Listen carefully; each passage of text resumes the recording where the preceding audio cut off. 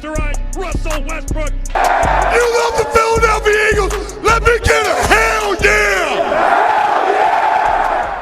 Hey, what is up, everybody? It is Dives, Mr. Crockpot on Twitter. This is Party on Broad. For the next 40 minutes, we're going to be talking about nothing and everything about Clayton Thorson. You guys ready? Oh, Clayton. Oh, yeah.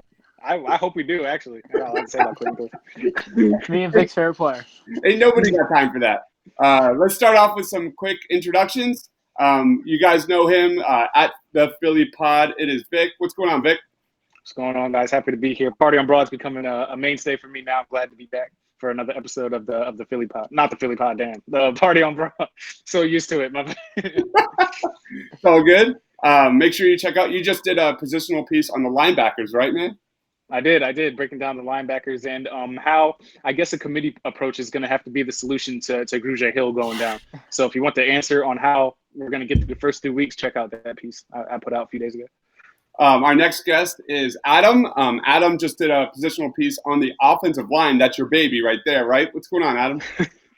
Hey, yeah, offensive line was. I think by the time you watch this, defensive line will be well. I believe that football games are won in the trenches, and that's while everyone else is looking at the ball, I'm looking at the fat guys. I just love my linemen.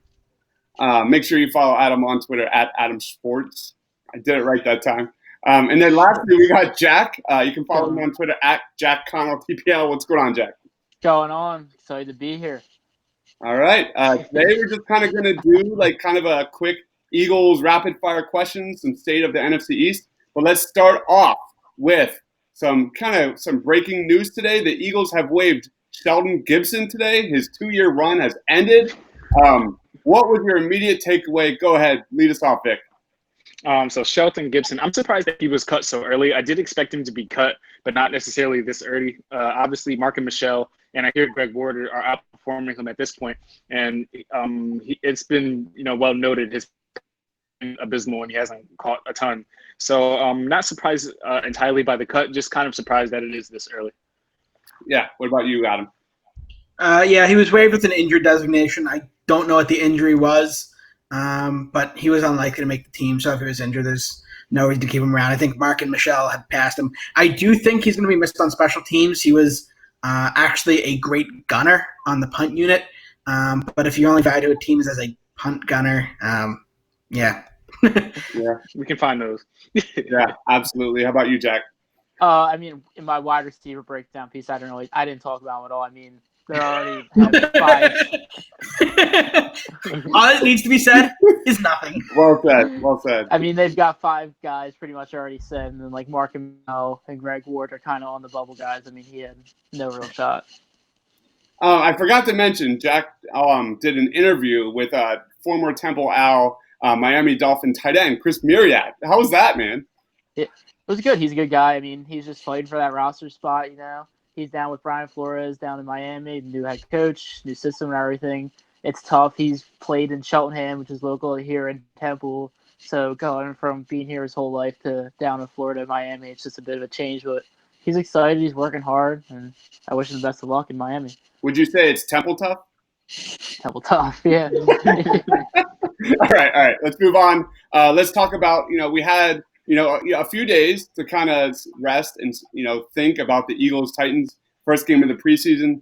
What was some of your kind of, final thoughts about that game? Lead us off, Jack. I feel like there's a good individual performance in preseason. Obviously, you don't base it off of how the team does. You do, but not the score.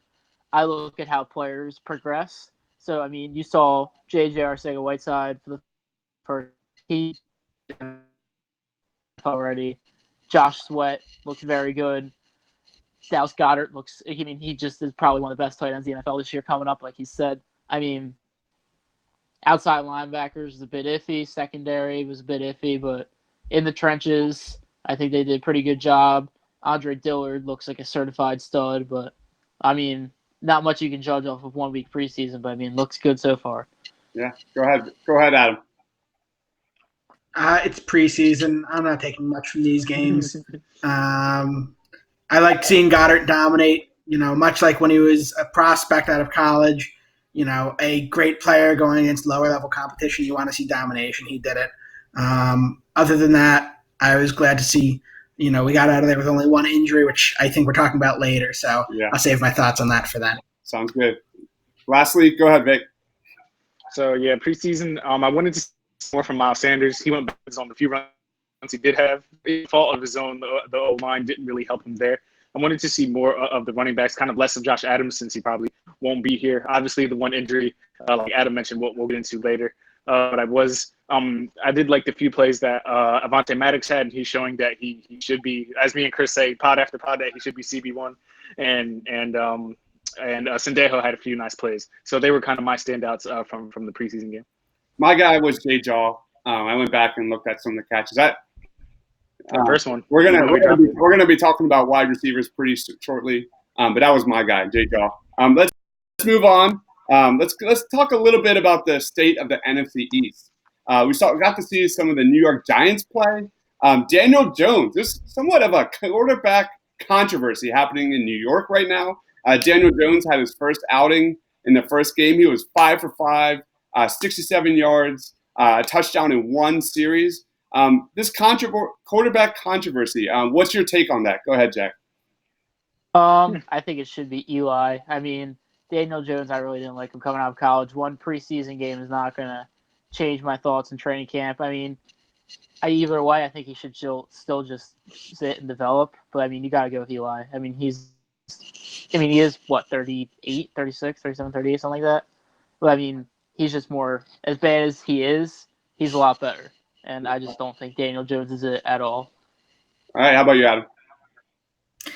They say when you have a quarterback controversy, it's because you have no starting quarterback, and it could not be more true in New York. Eli sucks at this point. Uh-huh. If he was ever good, he's not now. Daniel Jones sucks. I don't care about preseason. We know what Daniel Jones can do, which is very little. We know what Eli Manning can do, which might be even less. We know what receivers they have any can do, which is probably nothing. So no matter who's at quarterback, their passing is going to be terrible. So it's hard to call it a controversy. It's more like a quarterback shrug because that team's going nowhere this year, regardless of who's playing. Start Kyle Lauletta. He's probably the best of the group. All right. What about you, man? Go ahead, Vic. Yeah, like Adam said, the true controversy is that they don't have a quarterback. So Eli Manning is the last few years have been terrible for him, and I don't know why the Giants are keeping him around.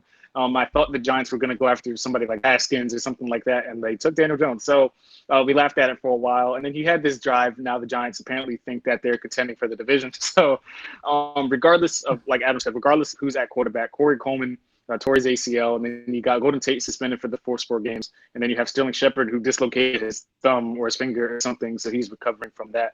So either Evan Ingram is going to, Saquon can, get some yards after they stack the box, 10 plays in a row. So it's going to be the Evan Ingram and Saquon show at this point. Regardless of who's the quarterback, I pray for both those guys. For the record, I completely shit on that draft pick for Daniel Jones. I mean, I was laughing at that pick, and he showed me a little bit. I like the way he got the ball out quickly. I like how he got the ball in tight spots. He looked like he was in rhythm. He surprised me. 5 throws, man. It was only 5 throws. Preseason.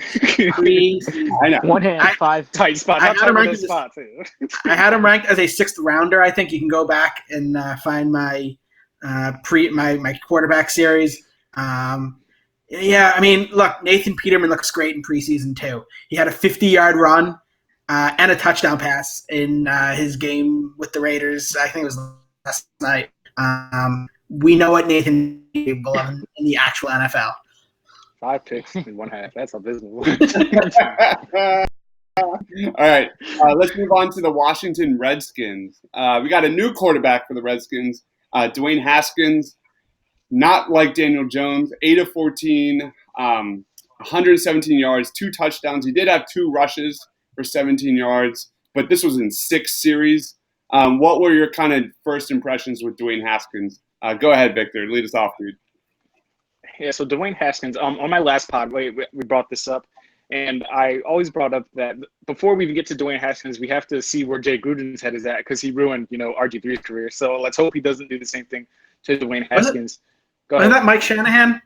You're right. Yeah. So Yeah, I was gonna say that's a couple years ago. Yeah. So Jay Gruden is just a matter of I'm not certain where his head is going to be, and regardless of what quarterback he picks, we have to that he can coach them. But Dwayne Haskins, showing pains. I think he threw 2 ugly interceptions. They were nowhere near the intended receivers. So I think that if I had to pick, I think Case Keenum is going to be the starter there, just because of he has somewhat of a rapport and somewhat of a resume. So I think he would get the nod over Dwayne Haskins if he continues to struggle in preseason. Go ahead, Adam.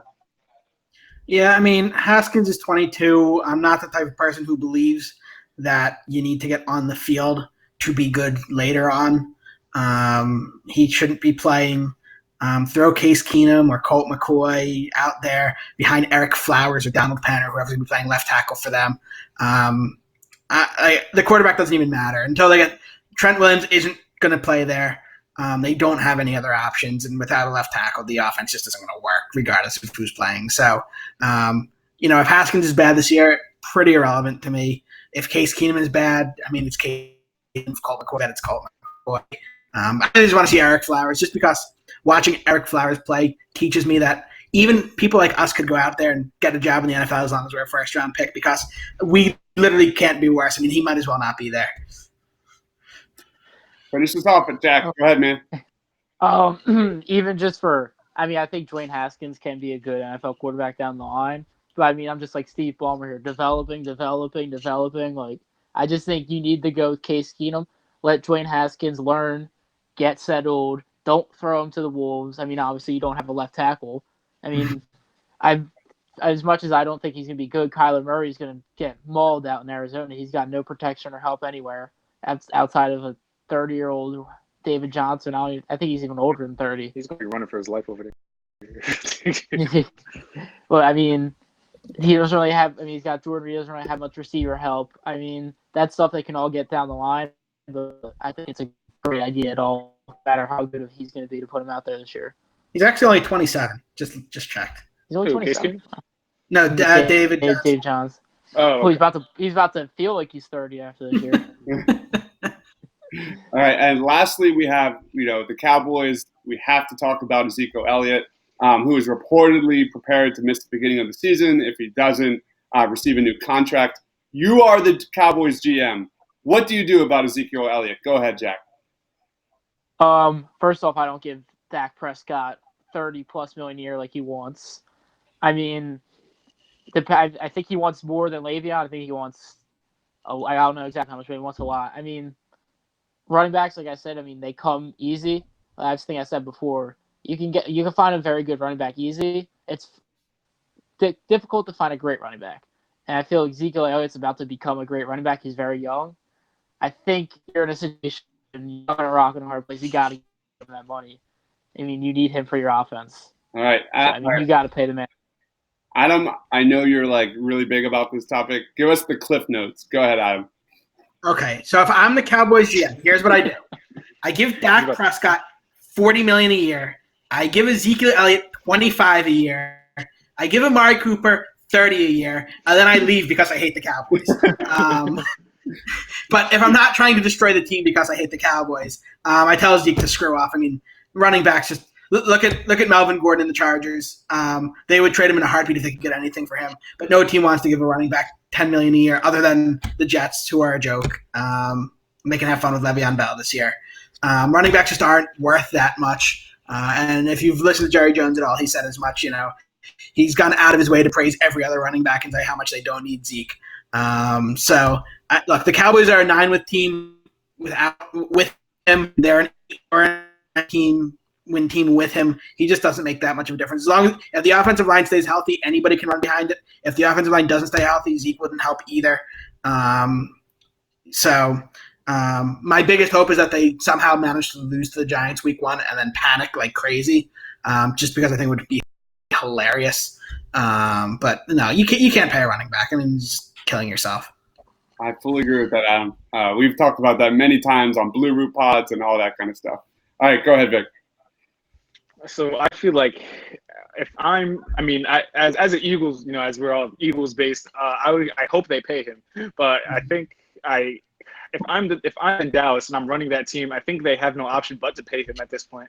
Obviously running back is the most easily replaceable position in the league, and also they kind of peak early. They peak within their first 3-4 years and then kind of decline faster than other positions. That the Cowboys kind of relevant without Ezekiel Elliott. That whole offense and Dak being efficient is based around Ezekiel Elliott being there. And if he's not there, Dak isn't efficient, and then that whole offense crumbles. Alfred Morris is there, but what's he going to give you? Yeah, Darren McFadden ran for 1,000 yards, but he's not Ezekiel Elliott. I just don't think you can replace him. I know he's a running back. I know it's easy to find, but you can't find talents like Ezekiel Elliott. And if I'm in Dallas' position, I'm trying to figure out how to get him to stay and pretty quick. Okay. Adam, I saw you clapping. Did the Phillies just score a run there? No, I was doing my best Jason Garrett impression. Yeah. He does clap a lot. Him and Jerry Jones are clapping together. I think every single pod I've ever done with Adam, Adam and I do a lot of Blue Root pods. There's been a Phillies game on in the background every single time. Yes, He has bottom a lot TV today. Somebody scored up in the Arena Bowl. Who was that? Shout out to the soul in the Arena Bowl up there. Love it. All right. Looks like scoring. I don't know the eyes in the back of my head, guys. All right. Let's talk about some quarterbacks. Ready? Some Eagles quarterbacks. Does Carson Wentz? No, we're going to get to Kyle. I was about to say. Does Do we want to? Carson Wentz play a single snap during the preseason? Go ahead, Vic. If he does, it's going to be in the third game. I don't, as highly touted as the Foles and Wentz, story is going to be next week. I don't think he plays next game. We're seeing Goddard and Lane Johnson injuries, and they got to be panicking like we can't see Wentz. I think if he does get any time, it has to be in that all-important third preseason game. I think he might get a series in that.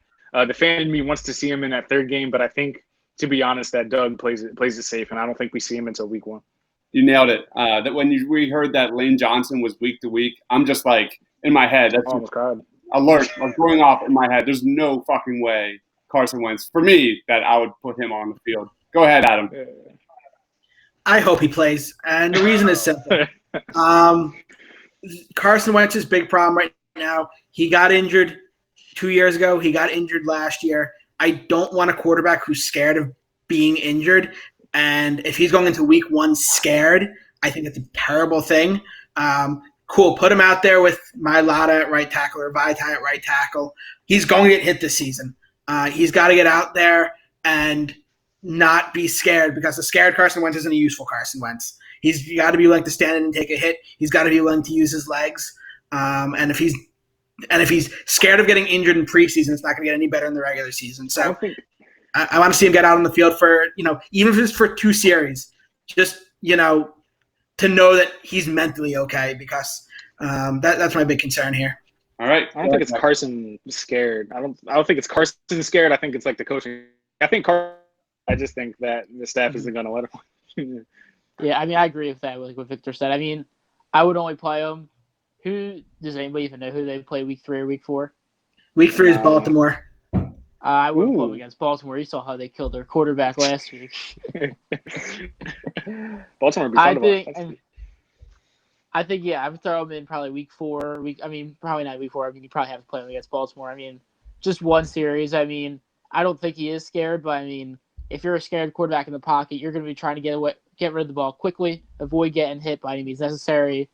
And I don't think Carson's going to do that. But you got to get him that series one way or another, get his feet wet, make sure he's ready to go week 1 by any means necessary. Yeah. All right. Let's go ahead, Adam. What's up? The Phillies game is 5-5 in the top of the 4th. Okay. Let's talk about some Eagles offense. The offense is absolutely stacked. We all know that. While the defense kind of is a little nicked up, would you trade Nelson Aguilar for depth at linebacker, at defensive end, on defense? Go ahead, Jack. What would you do in that situation? Keep your group the same as it is. Preseason, the outside linebackers, like I said, were rough. But, I think they'll just get everything situated. I think Aguilar is poised for a breakout year this year. And I think he's – I'm looking at the future. As much as I love Deshaun, he's 32 years old. He's not going to be around forever. Alshon Jeffrey is 29. Aguilar is probably the youngest of the good wide receivers. He is probably your future number one receiver unless anything changes. I think you got to keep him. I mean, linebackers, I think I've seen some disagreeing here, but All right, go ahead. I just think that. I don't like Aguilar. I don't think he's very good. Oh, I think he's okay. a yeah, I wasn't going that far. I think he's a decent route runner. I think he's got decent hands. He's a nice third or fourth wide receiver. On this team this year, he's our fifth passing option at best, maybe even sixth. I think paying $9 million. Ertz, Jeffrey and Jackson. Jackson. Yeah. J-Jaw. And then if J-Jaw gets ahead of him, then Aguilar is sixth. I think paying $9 million to your number 5 passing option is absolutely insane. And I don't think Aguilar is worth it. If he's our future number 1, we're going to have a terrible passing offense. He's just not good enough at anything to warrant being a number 1 guy. He had a good year 2 years ago. Last year he was just okay. I see guys like Richardson on Washington getting 544. Like that's kind of what guys like Aguilar go for, which is great for teams who are willing receivers. But the Eagles are in position. And I would trade him. Give me like a 4th round pick for him, and he's gone. Like I just think he's such a waste of resource, and I just don't think he's good enough to justify it. So if I was making fades because if he's our future number 1, we're in trouble. He's not fast enough. He's not a good enough route runner. He doesn't make good enough catches. He's just not good enough at anything. Okay, I'm on the opposite end. I'm excited to see him in the slot this year. I think him not being on the outside. I think there's a little bit of potential for Nelson Aguilar. Go ahead, Vic. What's your take? Yeah, so as a future number 1, I'm indifferent on that one. So I don't know how far I would buy into that stock. Adam's going a little deep there. I don't think he's terrible. I mean, I don't think he's worth the $9 million per se. I'm surprised that he stayed. Based on that cap hit alone. I don't think it's necessary to trade him for linebacker depth because we only have to get through the first couple of weeks with that Grugier Hill, unless they think it's more serious and they have no faith in like Fort and Gary and Zach Brown, who's underwhelming to this point. Then heading for that trade. I'm not even sure what linebackers do good net for Nelson Aguilar, but I think Nelson, like Jack said, I think he's poised for a big year this year just because a lot of the attention is going to be focused on Deshaun Jackson. And then if they pay him too much attention, Aguilar is capable of burning you regardless of, how slow Adam thinks he is. I think he's capable of at least burning defenders. I don't think he's slow. I just don't think he's got he's not a speedster. He's as average as a wide receiver gets. Just average. Just a counterpoint to, like you said, how you think he's the 5th or 6th best option. I think he's poised for a great year because, they're going to be so focused on Ertz, Goddard. Exactly. They're going to have their secondary all spread out. He's going to have good matchups. They're going to be so focused on Jeffrey, Jackson, Ertz, and Goddard that they're not even going to realize that Aguilar's on the sideline because Jeffrey, Jackson, Goddard, and Ertz are on the That's field. why I'm trying to say you're not going to run double tight set with 3 receivers, obviously. That's the problem. They're a lot 12 personnel, which means a lot more 2 wide receiver sets. And we know Jeffrey and Jackson are the first 2, which means Aguilar's splitting those backup wide receiver reps with Arcega Whiteside. He's not going to have a big year. He's not going to be on the field enough. There's just not enough snaps to go around. So here's my thing. I will say that a healthy Mac Hollins can probably give you the same production as a Nelson Aguilar. So I do see your point with that. So. Right. I'm interested to see how he does this year. He was pretty much MIA for the majority of last year. I loved him the year before that. So if he can get back to that, it'd be exciting to see. But I don't know what he's going to be this year. I have no clue what to expect from Mac Hollins. We don't expect to see much of him, to be honest. Yeah. I believe he is healthy. I believe he just came back. All right, let's get into the question of, I guess, the week. Well, I guess since Thursday night. We really got to touch on it. Adam, you're going to lead us off. All right, let's talk about Colin Kaepernick. He is the sexy name ever since the Nate Sudfeld injury. Do we want him? Do we forget about him? What's your take on Colin Kaepernick? Go ahead, Adam. Look, Colin Kaepernick's even now is a starting quarterback in the NFL if any team will have him. And it's just a fact. I know that he hasn't played the past 2 years, and as much as people have brought that up, what people don't bring up is that there's actually no evidence whatsoever that not playing for 2 years is somehow going to make you worse. He could still throw. He can still run. He's been working out. It's not like he's like fat and out of shape. He hasn't blown up to be Jared Lorenz in size. It's not like the guy like forgot how to be athletic. He wasn't injured. I mean, there's nothing here that to show any evidence whatsoever that he'd be, worse off. A lot of people love saying that, experience matters, experience. Kaepernick's played in the Super Bowl, took a team to the Super Bowl. I mean, yeah, he played the past 2 years, but he's got more NFL passing attempts than Cody Kessler, Nate Sudfeld, and probably every other quarterback the Eagles are discussing combined. So, when he last played, he was in a starter league average passer, and ran for 6.8 yards per carry. The reason he's not in the NFL obviously has nothing to do with his football acumen.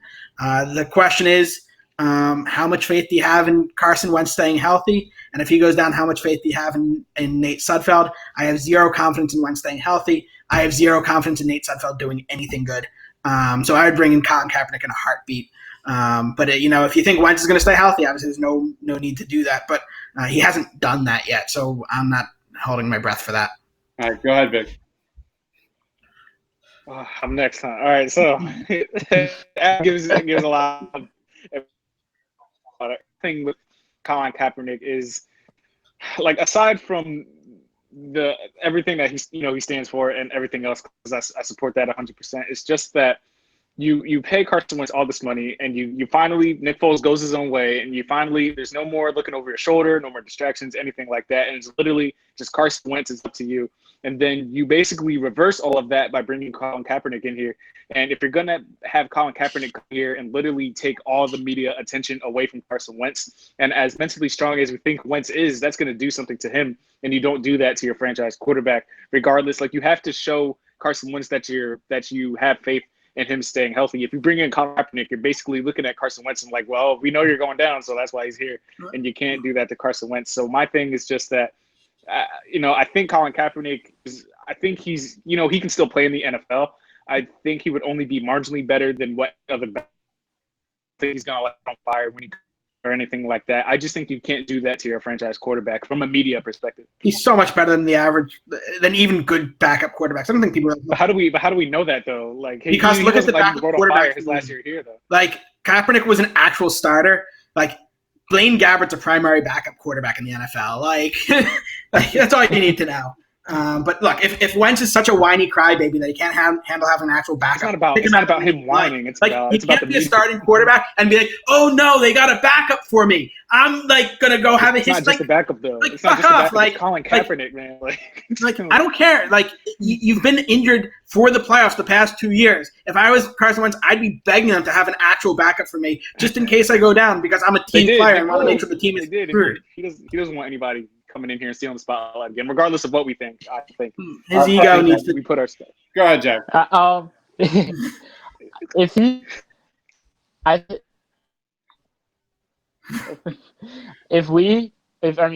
Colin Kaepernick's able to sit and take that backup role and not be thinking he's gonna be the starter or anything, I mean, I'm all for it. I think Colin is obviously a great NFL quarterback. I trust him a lot more than Nate Sudfeld in those situations, because, like, he's been in the Super Bowl.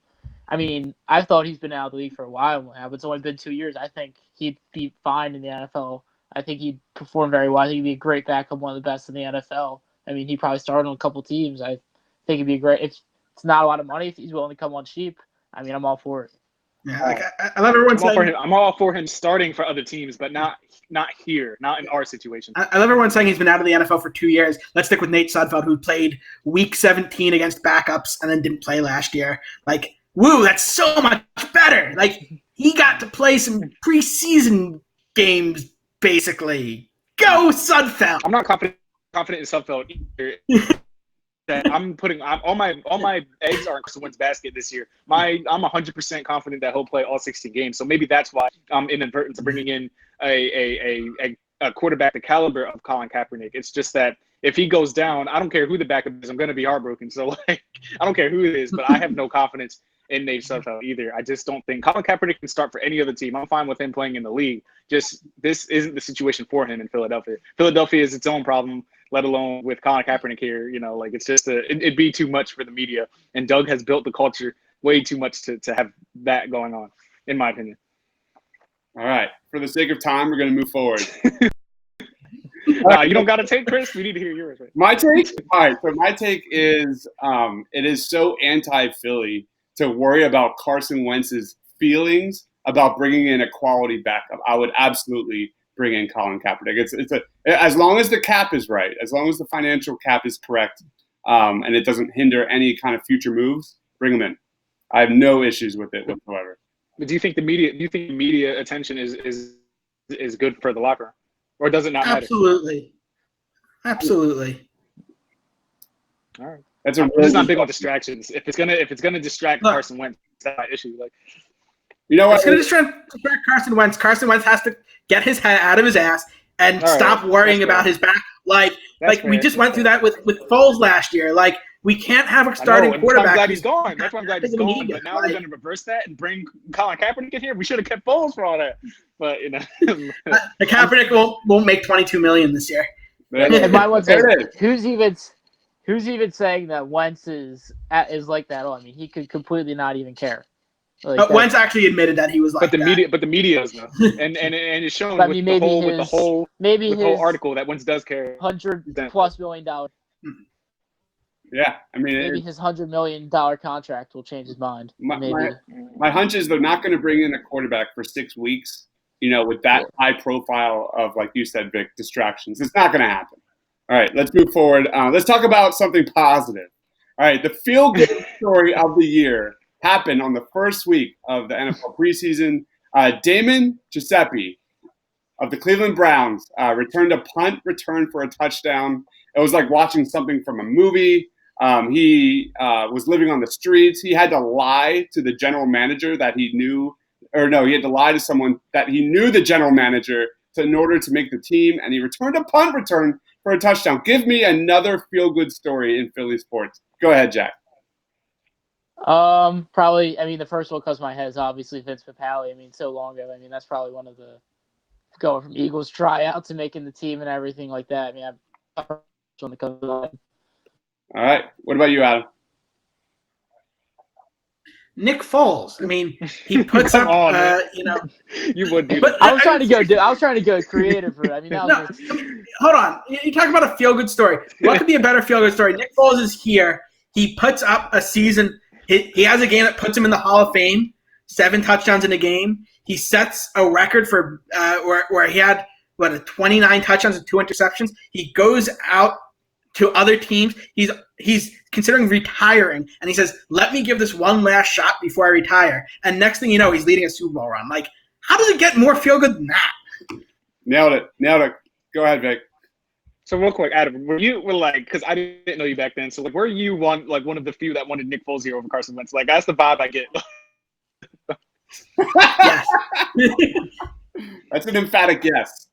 Yeah, I mean, Okay. So not only do Nick Foles' playing style way better than Carson Wentz, I think Nick Foles is much more consistent, whereas Wentz is much more boom or bust. The fact of the matter is, I just don't believe Wentz will ever stay healthy, and the number one ability is availability, and I don't think Wentz has that. And so he didn't stay healthy in college. He didn't stay healthy in the pros. Like, Wentz, at some point he's got to go, this guy's never going to be healthy, and that's where I'm at with him. So Foles was a franchise QB in your eyes. Yeah, I mean, I had no problem going to Foles. Much cheaper contract would have been, cap hit probably would have been $10 million a year less. That's a lot of improvements you can make to the rest of the roster too. And obviously Foles is good enough to win a Super Bowl. We don't need to argue that point. Adam, you're not comparing Carson Wentz to Michael Porter Jr., are you? Michael Porter. Oh, that's a we're not great doing that here because comparison. Michael That is Porter a Jr.'s great- back is. I like that, Chris. I'm not only because Michael Porter is somehow even more injury prone. At least Carson Wentz gets on. Porter doesn't quite get that far, but Carson yeah, I isn't mean, even injury prone, man. He only missed 8 games. Like, I don't even want to have this argument. hold on. You say he's not injury prone. Let's go through this. He's not injury prone, man. He missed most of 2 college seasons. Missed the playoffs 2 straight years in the NFL. He's missed significant time in 4 of the past 5 seasons. I don't know. A freak ACL accident, and then they rushed him back last year. That's the only reason he got hurt, because Ryan Fitzpatrick lit us on fire, and they panicked and threw Carson in there before he was ready. That's not Carson's fault. You can make whatever excuses you want. The fact is that until he stays healthy, he's injury prone. All right, give us a feel good story, All right. Vic. Give it. All right. Adam, I'm gonna bring you on my show for this because we're all right. So feel good. Let me just say that this is a dynamic that of a kid not taking his opportunity for granted. You look at somebody like Antonio Brown who's crying about his helmet after a new deal and is taking the game for granted, and then you see this kid who's just happy to be out there. It tells a lot about character. Brown is. We'll talk about him at some point, but it's insane about the stuff he cries about. But feel good story, I think for me would be Michael Vick, just because everything he came back from, he really did come back a better person. I believe he paid off all his debts the right way. He could have filed bankruptcy and got rid of all the debts he caused, but he literally paid them all back. As you know, good faith, came back and played the sport the right way and went out the right way. And Mike Vick is one of the better feel good stories. And Colin Kaepernick could have one, but here we are. I gotta go with my boy. This is an obvious answer. I'm going with Zaire Smith. He, obviously we all know about Zaire. He was out with lost 40 pounds, and he came back at the end of the season. That was just so epic for me, emotionally, personally. Watching him that last game of the season where he put up like 17, made a 3, he was smiling again. That was my personal feel good story. And here I was thinking you were going to say Norvell Pell. Not because all right, that's for another pod. That's for another pod. I'll talk about Norvell Pell all day. You know that, man. All day. All right, let's talk about the Paul Turner Award. So every Eagles preseason, there's a guy that we overhype. Paul Turner was a guy from the past years that just completely busted his ass during Eagles training camp. He made a name for himself, but it never actually translated. This guy was put on a pedestal and never went anywhere. If you could give a Paul Turner Award to any player on the Eagles training camp roster right now, who would it be? Go ahead, Jack. I actually have to think for. I don't know. I'll have to pass for a second. It's tough. Come back to me. I'll have to think for a second. It's early. I think this year is weird because there hasn't really been anybody getting like massive hype. Like we've seen it in the past. I think part of it is that there's just not many roster spots on the line this year. My nominee for the Paul Turner Award is Miles Sanders, only because he's the only one getting like major buzz. He's gonna make the team. Like he's gonna make the team. He's gonna be good. Like I don't know that he's gonna be like quite reach the level, but like nobody's getting real buzz. I guess Josh Sweat's another one where I don't really like what I'm seeing. He can beat third string tackles, and he hasn't stepped up. But I don't think there is a Paul Turner or a Nay Brown or any of the other guys. It's almost always a wide receiver who's making crazy catches in preseason. I don't think I actually think Mark and Michelle, who's the wide receiver getting hype this year, I actually think he's legit. So, but if there is a winner of the Paul Turner Award, it's probably gonna be Mark and Michelle. Okay. But I don't know. Right now, at least, I like what I've seen. All right, go ahead, Vic. So for me, I don't mean to bring this up and make you cry, Chris, but Joe Osman was mine before he tore his ACL. He was turning a lot of heads in training camp, and we needed that depth because we have Vinny Curry here and Sharif Miller and those guys, and he was really turning some heads in camp, and Jim Schwartz liked what he saw, and he just tore his ACL, so he was mine, and I'll shout him out just due to him having a rough injury. He was very positive about it, and I believe he'll be around, but it was tough to see him go. He would have had my bet this year. This preseason, rather. Has he even played a real NFL snap at all in his career? Not yet. No. I just love Eagles football for the hype machine that training camp is. How we get all upset. Oh my God, they got to make a trade. Joe Osman got hurt. Anyone got? We got to go get Jadeveon Clowney now. Jadeveon Clowney's out there. Jack, did anyone come to your mind yet? He hasn't been performing well, but he's just somebody that's been talked about a lot, and that'd probably be Jordan Mailata. Okay. I don't think he's got it. He's got the size, but being a big tackle doesn't always mean anything. It's always by your hand placement, your footwork, everything. That I don't think he has it. He's been getting blown by all week one. He got blown by. He was a turnstile. I don't think he's good. I don't think he's got it to be that good NFL offensive tackle. I think they're fine with their depth, but I don't think Mailata is going to be anything. Who's that? He picked Mailata? Yeah. What about the guy who had the three penalties? Give me mine. My guy. Oh is, yeah, go ahead. My guy is Carlton Agudosi. He's a 6'6" wide receiver. I think he's a real dark horse to make the roster. We've seen him in a lot. He has been getting quite a bit of buzz during training camp in the red zone. They've been rolling out packages in the red zone with like Goddard, Ertz, Agudosi, like these 6'6" guys that I don't know if it's ever going to translate, but the thought of your average height on the field is like 6'6". I need that. I need to see at least that in the preseason. Let's move on to Lane Johnson. He is week to week at this point. They've been running Big V, practicing at right tackle. Between Jordan Mailata, Andre Dillard, which young tackle on the Eagles will get his first real time on the field during the regular season? Go ahead, Victor. Oh, it's got to be Dillard. Like, are we doing this based on skill set or based on like right now? It has to be Dillard. Like, he's proven he can play in the NFL. If Peters retired, like if Peters changed his mind and said, "I'm not playing this season," I would lose no sleep over Andre Dillard starting. Like, I think he's the next one in line for playing time. I mean, you have Jason Peters and Lane Johnson. Both are hurt right now. Go ahead, Adam. Neither. I would expect that if Lane Johnson can't go week 1, or even if Lane Johnson and Brandon Brooks can't go week 1, we're going to see Vaitai and Wisniewski step up before we see Dillard or Mailata. I think if Peters goes down, you might see Sayumalo actually slip out to left tackle and Wisniewski go in at left guard. Sayumalo is great because he can play anywhere on the line. He's shown he can play anywhere on the line. I don't expect to see either Dillard or Mailata thrown into action this year.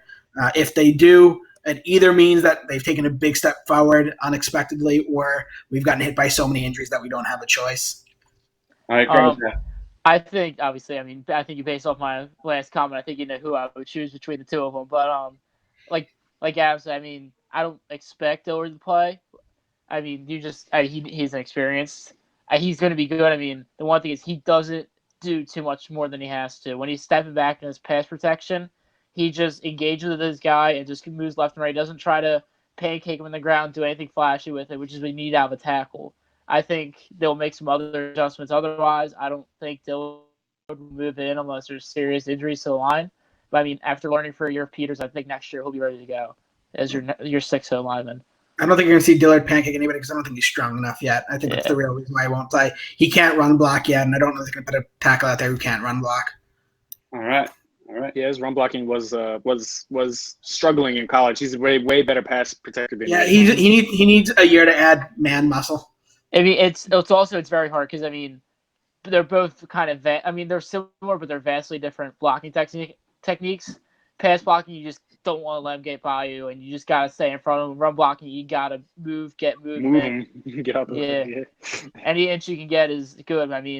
It's just a tough thing to learn. I think he'll get it eventually. He just needs to get that strength. All right. JJ Arcega-Whiteside continues to thrive on the field during games so far. Well, one game, and during practice. How many wide receivers do you think the Eagles will keep this year? I think we can lock in Alshon, we can lock in Djax, we can lock in Nelson, we can lock in J-Jaw. That's 4 right there. Some others include Mac Hollins, DeAndre Hopkins, Carl DeAndre Hopkins. When did we get that trade done, man? Oh my God, geez, Tompkins, my bad. Let me know.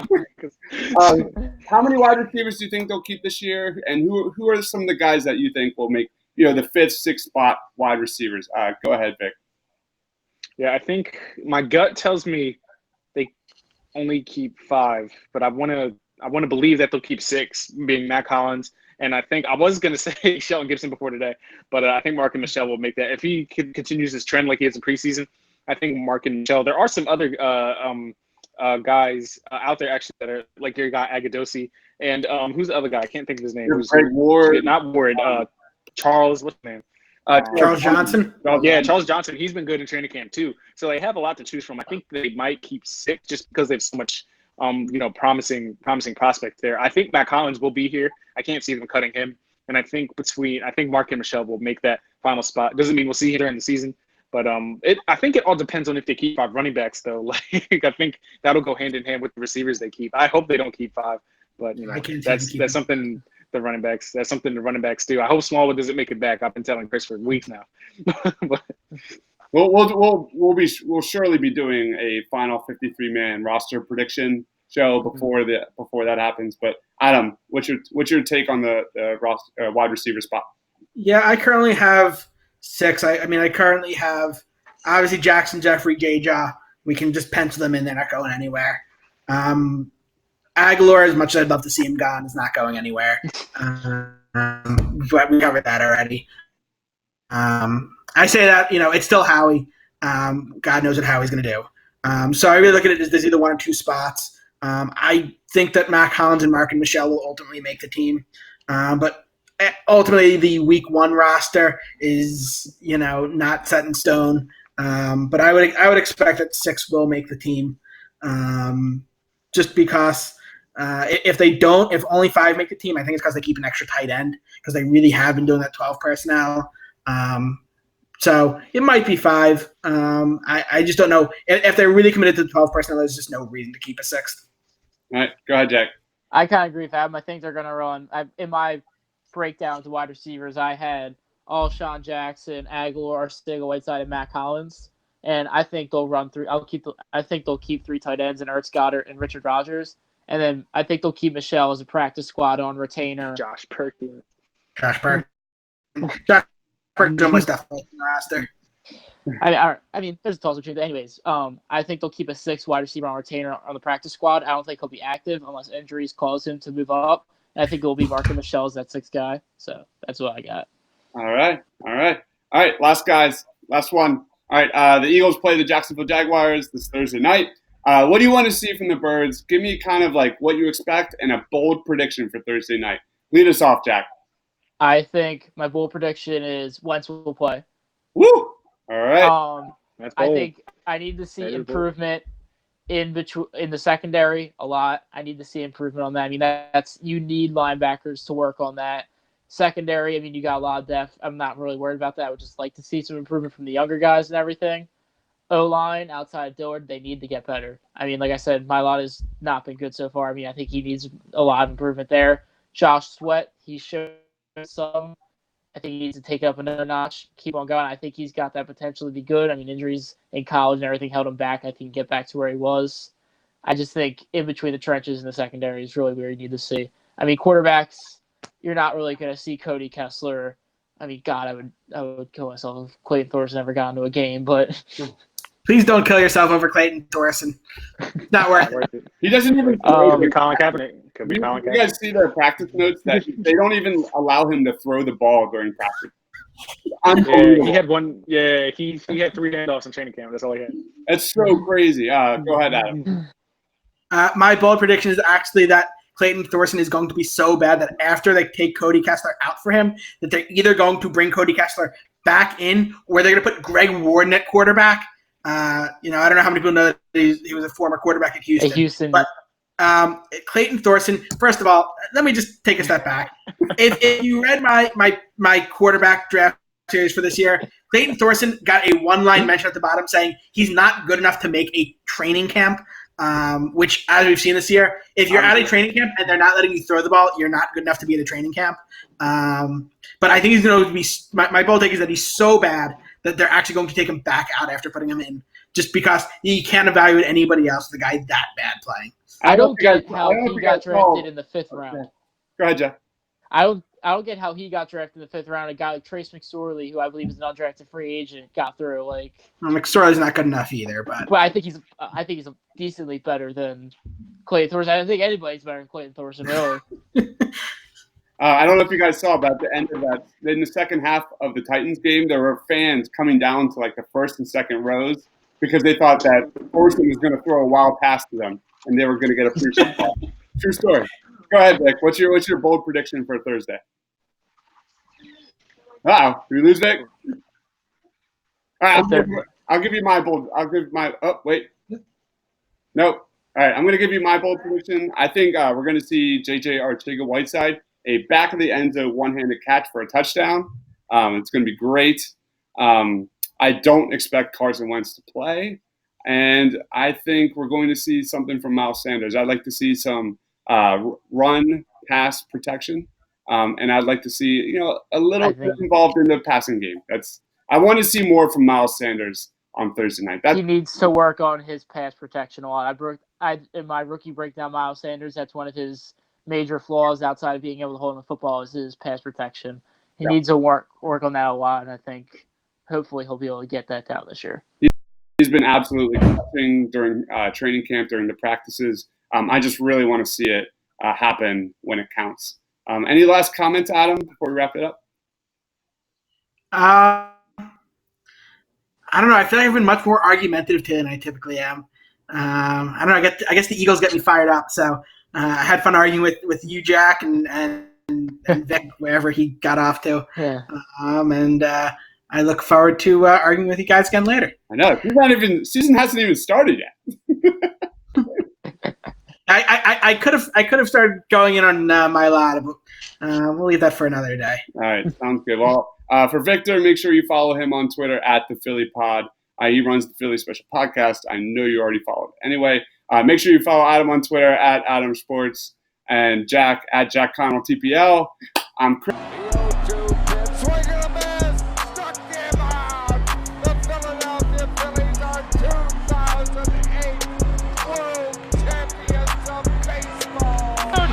Sixers win it!